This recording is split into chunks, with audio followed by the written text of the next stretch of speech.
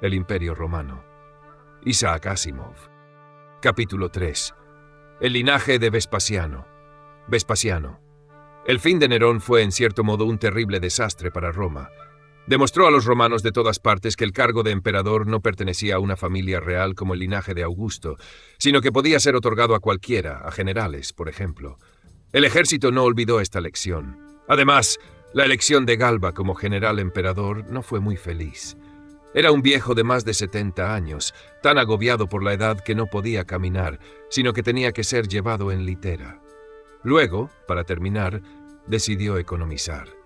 Esta es una actitud que puede ser buena en sí misma, pero cuando economizó a expensas de los soldados, que esperaban gratificaciones de cada nuevo emperador y cuyo apoyo era esencial para Galba en particular, resultó ser una actitud suicida.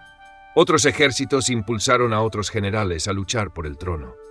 Marco Salvio Otón, uno de los oficiales que había servido bajo Galba, provocó una rebelión porque éste había nombrado a otro como sucesor. Otón conquistó el favor de la guardia pretoriana, encolerizada por no haber recibido la gratificación que esperaba, y Galba fue muerto después de haber reinado 7 meses.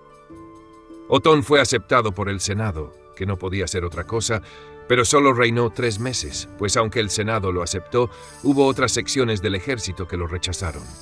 A la cabeza de las legiones de Germania estaba Aulo Vitelio, quien había sido nombrado para ese puesto por Galba. Cuando llegaron noticias de la muerte de Galba, las legiones se negaron a aceptar a Otón y proclamaron emperador a Vitelio. Marcharon hacia Italia, derrotaron a las tropas de Otón y, cuando Otón se suicidó, el camino quedó expedito para que Vitelio se declarase emperador y recibiese la sanción del Senado. Pero en el ínterin, Vespasiano, el general que estaba sometiendo lentamente a los judíos rebeldes, también fue proclamado emperador.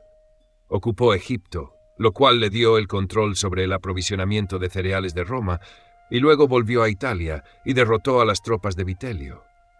Este fue muerto después de un reinado de medio año, y en 69, 822 ab urbe condita, Vespasiano era emperador. Con Vespasiano, el cuarto emperador en poco más de un año, el 68-69, es llamado a veces el año de los 4 emperadores, la situación se tranquilizó. El nombre tribal de Vespasiano era Flavio, por lo que se dice que él fundó la dinastía Flavia de emperadores romanos. Vespasiano, como Galba, era de avanzada edad, pues tenía 61 años cuando fue elegido emperador. Pero a diferencia de Galba, era un hombre vigoroso de mente y cuerpo. Pudo haber establecido un despotismo militar, pues disponía del necesario apoyo del ejército para ello.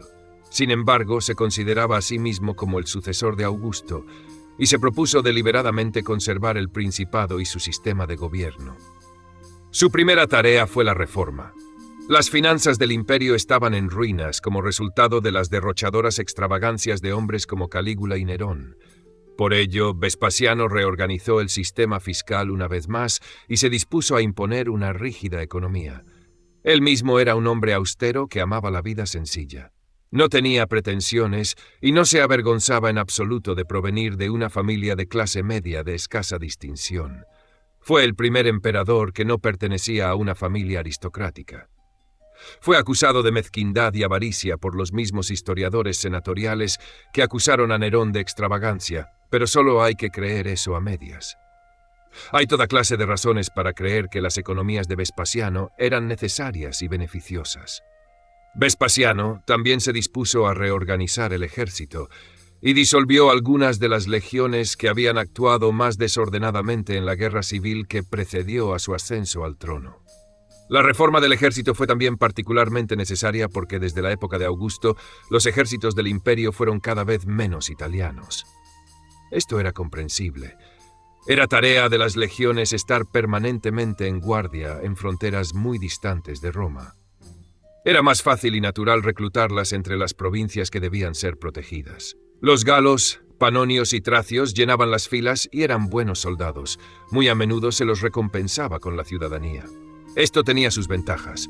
Apresuraba la identificación con el imperio de las provincias exteriores. Hacía más fácil la romanización y difundía la lengua latina y la cultura greco-romana por las regiones más lejanas de Europa.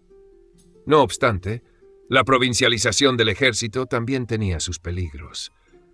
Un galo podía hablar latín, usar una toga y ser educado en la literatura griega y latina, pero no podía abrigar los mismos sentimientos con respecto a la abstracción de la historia y la tradición romanas. No podía sentir la misma continuidad con los romanos de tiempos pretéritos, quienes a fin de cuentas no eran sus antepasados, y de hecho habían matado y conquistado a sus propios antepasados. Si era un soldado, se sentiría más inclinado a ser fiel a un jefe capaz en la guerra y hábil en el manejo de los hombres que a una ciudad y un senado distantes que no conocía. Si su jefe decidiera marchar contra esa ciudad, lo seguiría. Esto quedó demostrado definitivamente en 69, cuando ejércitos de España, Galia y Siria convergieron sobre Roma, cada uno de ellos en pro de su propio jefe. Vespasiano no podía modificar esto. No podía llenar las legiones de italianos porque no había suficientes italianos dispuestos a luchar, y los provincianos eran soldados demasiado buenos para prescindir de ellos. Pero la guardia pretoriana, que estaba estacionada en Italia y que, puesto que se hallaba en el lugar, era la más peligrosa, debía ser cuidada. Sus miembros, al menos, debían ser italianos, y Vespasiano hizo que así fuera. Más aún, les dio como jefe a su propio hijo Tito, como medio adicional de dominarla. Vespasiano también reorganizó el Senado, destituyendo a sus miembros indignos, nombrando a otros buenos y cuidando mucho de que no participasen realmente en el gobierno. Pese a su propensión a la economía, emprendió obras públicas para embellecer la ciudad, sabiendo que esto daría empleo a algunos romanos y elevaría la moral de todos. Con su firme liderazgo, también restauró el respeto por las armas romanas, que había caído muy bajo con el endeble y autocomplaciente Nerón. Una peligrosa revuelta de algunos cuerpos de ejército de la Galia fue aplastada, y Tito completó la limpieza de Judea, apoderándose de Jerusalén. Vespasiano anexó los últimos restos de distritos autónomos del este y reorganizó las provincias de Asia Menor. La provincia de Siria fue extendida hacia el este para incluir la importante ciudad mercantil de Palmira. De este modo se puso la región en condiciones de hacer frente a cualquier problema con los partos, en caso de que Partia creyese que la rebelión de Judea y la anarquía del 68 brindaban una ocasión propicia para iniciar una guerra. Partia comprendió la indirecta y permaneció en calma. Tito volvió a Roma en 71 con los despojos de la guerra de Judea y un magnífico triunfo se celebró en homenaje al padre y al hijo. La popularidad de la nueva dinastía estaba asegurada. En Britania, la conquista romana suspendida bajo Nerón fue reanudada en 77. Bajo el mando de un dinámico general, Gneo Julio Agrícola, Gales fue conquistada y las armas romanas avanzaron hacia el norte, hasta cerca de la moderna Aberdeen, en 83. Una flota romana llegó a navegar alrededor del norte de Escocia y se proyectó la invasión de Irlanda. Después de la campaña de Agrícola, las partes conquistadas de Britania se romanizaron rápidamente, pero poco después de comenzar la campaña de Britania, la vida de Vespasiano estaba llegando a su fin. Sabía que se estaba muriendo y, aludiendo a la costumbre romana ya establecida de rendir honores divinos a los emperadores muertos, dijo con trágico humor: «Siento que me estoy convirtiendo en un dios». En el momento final, pidió a quienes lo rodeaban que le ayudasen a levantarse. Un emperador dijo: «Debe morir de pie». Cuando murió en 79, 832 a Urbe Condita, dejó el principado y el imperio también en pie. 10 años de gobierno de Vespasiano habían remediado las consecuencias de las locuras de Nerón. Tito sucedió a su padre sin problemas. Vespasiano había planeado la sucesión y asociado a su hijo en el gobierno. Por vez primera, un emperador era sucedido por su hijo consanguíneo. Tito había llevado una vida alegre y era sumamente popular por su generosidad e indulgencia, y se dispuso al ascender al trono imperial a trabajar duro y realizar una buena tarea. Casi el único defecto que el populacho romano podía hallarle era que tenía una amante judía. Mientras combatía en Judea, Tito había conocido a Berenice, hermana de Herodes Agripa II, y se habían enamorado mutuamente. Cuando Tito retornó a Roma, llevó consigo a Berenice, con quien proyectaba casarse. Pero esto no lo permitían los prejuicios antisemitas del populacho, y, finalmente, muy a su pesar, tuvo que enviarla de vuelta a su país. El reinado de Tito se señaló por una paz, excepto la campaña de Britania, y una prosperidad generales. Se abstuvo de cometer actos arbitrarios y fue un gobernante moderado. Desgraciadamente, solo vivió 2 años después de convertirse en emperador, pues murió en el año 81 a la edad de solo 40 años. En su breve reinado se produjo una notable catástrofe. Los sabios tenían conocimiento de que una montaña cercana a Nápoles y llamada Vesubio había sido antaño un volcán, pero no se tenía memoria de que hubiese entrado nunca en erupción. Las ciudades de Pompeya y Herculano estaban ubicadas en su vecindad, y las granjas se esparcían por sus laderas. Pompeya, en particular, era una ciudad de veraneo de los romanos ricos. El orador romano Cicerón era uno de los que, 1 siglo y un cuarto antes, se jactaban de poseer una villa pompeyana. En el año 63, durante el reinado de Nerón, se produjo un terremoto en la región que dañó a Pompeya y también a Neápolis, Nápoles. Pasó y el daño fue reparado. Pero en noviembre del año 79, el monte Vesubio sufrió una violenta erupción, y en pocas horas Pompeya y Herculano fueron aplastadas y enterradas bajo la ceniza y la lava. Esa trágica catástrofe tuvo gran valor para los historiadores modernos. Desde comienzos del siglo XVIII, Pompeya ha sido excavada lentamente y ha sido como descubrir una ciudad fosilizada, un escenario montado en tiempos romanos y colocado en el nuestro. Se descubrieron templos, teatros, gimnasios, hogares y tiendas. Han aparecido obras de arte, inscripciones y hasta garabatos hechos por ociosos. Los historiadores bien quisieran que tales accidentes ocurriesen más a menudo si pudiesen suceder sin pérdida de vidas.